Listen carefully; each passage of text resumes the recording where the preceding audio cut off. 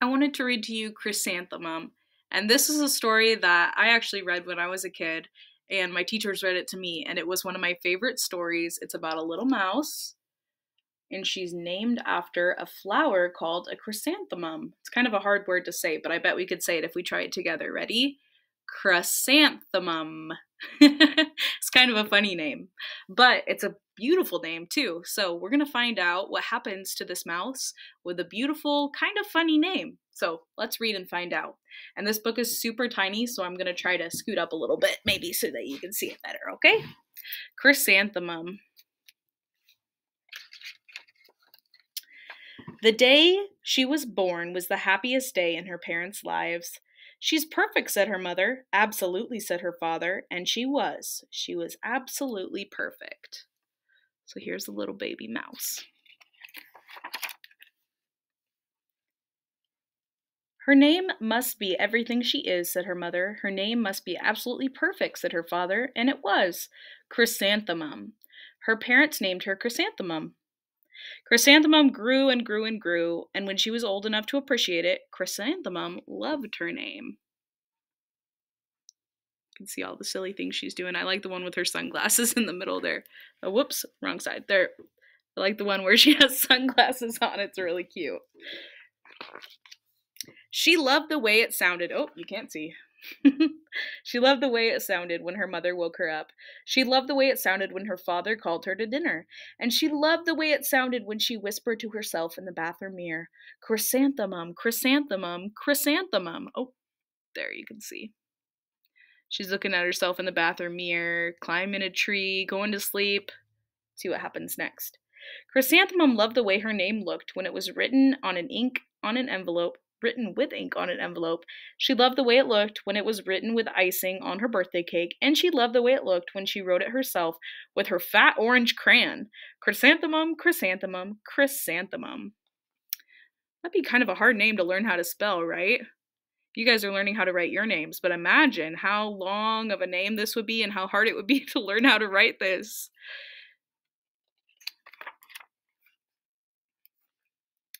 Chrysanthemum thought her name was absolutely perfect, and then she started school. On the first day, Chrysanthemum wore her sunniest dress and her brightest smile. She ran all the way. Hooray, said Chrysanthemum. Oop, I almost got mixed up there. School! But then Mrs. Chud took roll call, and everyone giggled upon hearing Chrysanthemum's name. So their teacher's name is Mrs. Chud, and you can see all of her classmates. They have kind of more normal names, or they have names that most people have, like Dawn, and what else? Kay, Max, Bill, Sue, Tom. And her name is Chrysanthemum. Look, it can't even fit on her picture here. It kind of goes off the page. She's got a really long name, huh? It's so long, says Joe. It scarcely fits on your name tag, said Rita, pointing. I'm named after my grandmother, said Victoria. You're named after a flower. Chrysanthemum wilted. She did not think her name was absolutely perfect. She thought it was absolutely dreadful. I think it's pretty cool to be named after a flower. I don't know why that friend was not saying nice things to her. The rest of the day was not much better. During nap time, Victoria raised her hand and informed Mrs. Chud that Chrysanthemum's name was spelled with 13 letters. That's exactly half as many letters as there are in the entire alphabet, Victoria explained. Thank you for sharing that with us, Victoria, said Mrs. Chud. Now put your head down. We don't have nap time in preschool, do we? I kind of wish we did sometimes, because some days I'm pretty sleepy. Are you guys sleepy at preschool sometimes? You are, yeah. If I had a name like yours, I'd change it, said Victoria. Man, Victoria's not being nice to her. As the students lined up to go home, I wish I could, thought Chrysanthemum miserably. Welcome home, said her mother. Welcome home, said her father. School is no place for me, said Chrysanthemum. My name is so long it scarcely fits on my name tag, and I'm named after a flower. Oh, poosh, said her mother. Your name is beautiful, and precious and priceless and fascinating and winsome, said her father. It's everything you are, said her mother. Absolutely perfect, said her father.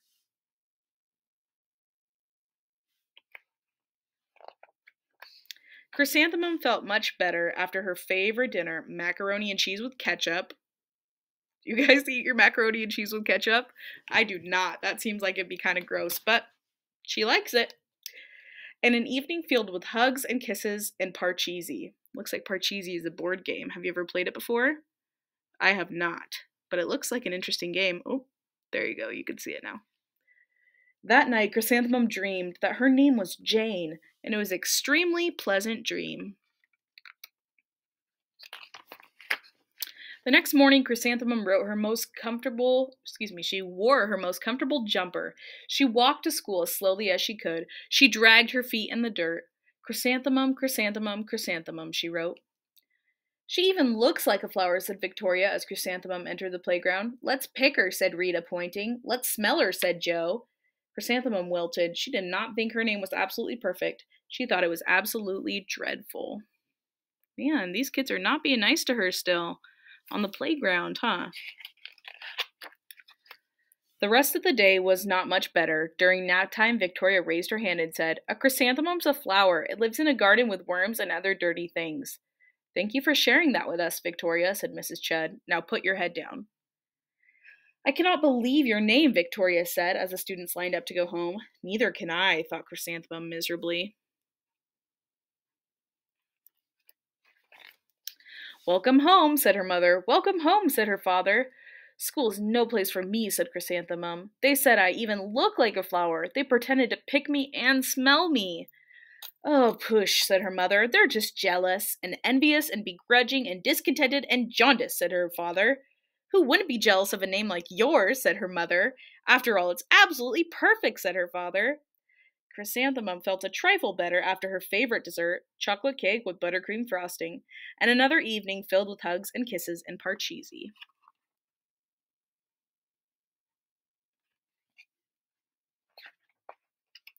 That night, Chrysanthemum dreamed that she really was a chrysanthemum. She sprouted leaves and petals. Victoria plucked her and picked the leaves and petals off one by one until there was nothing left but a scrawny stem. It was the worst nightmare of Chrysanthemum's life. Chrysanthemum wore her outfit with 7 pockets the next morning. She loaded the pockets with her most prized possessions and her good luck charms. Chrysanthemum took the longest route possible to school. She stopped and stared at each and every flower. Chrysanthemum, chrysanthemum, the chrysanthemum, the flowers seemed to say. Man, that would be a scary dream. That morning, the students were introduced to Mrs. Twinkle, the music teacher. Her voice was like something out of a dream, as everything else was about her. The students were speechless. They thought Mrs. Twinkle was an indescribable wonder. They went out of their way to make a nice impression. Mrs. Twinkle led the students in scales. Then she assigned roles for the class musical. Victoria was chosen as the dainty fairy queen. Rita was chosen as the spiffy butterfly princess. Jo was chosen as the all-important pixie messenger, and Chrysanthemum was chosen as a daisy. Chrysanthemum's a daisy, chrysanthemum's a daisy, Jo, Rita, and Victoria chanted, thinking it was wildly funny. Chrysanthemum wilted. She did not think her name was absolutely perfect. She thought it was absolutely dreadful. What's so humorous, said Mrs. Twinkle. Chrysanthemum, was the answer. Her name is so long, said Jo. It scarcely fits on her name tag, said Rita, pointing. I'm named after my grandmother, said Victoria. She's named after a flower. Her name is long, and so is mine, said Mrs. Twinkle. Is it? Said Jo. My name would scarcely fit on a name tag, said Mrs. Twinkle. It would, said Rita, pointing. And, said Mrs. Twinkle, I'm named after a flower, too. You are? Said Victoria. Yes, said Mrs. Twinkle. My name is Delphinium. Delphinium Twinkle. And if my baby is a girl, I'm considering Chrysanthemum as a name. I think it's absolutely perfect. Chrysanthemum could scarcely believe her ears. She blushed. She beamed. She bloomed. Chrysanthemum, chrysanthemum, chrysanthemum. Well, I'm glad somebody else is being nice to her other than just her parents. This teacher is pretty nice. That's pretty cool that she was named after a flower, too. And it looks like she might be pregnant here because there's a face on her belly and she's talking about when she has a baby. Jo, Rita, and Victoria looked at Chrysanthemum longingly. Call me Marigold, said Jo. I'm Carnation, said Rita, pointing. My name is Lily of the Valley, said Victoria. Chrysanthemum did not think her name was absolutely perfect. She knew it. I like that rainbow at the end. And that's the end of the book. Thank you for reading this book with me, friends.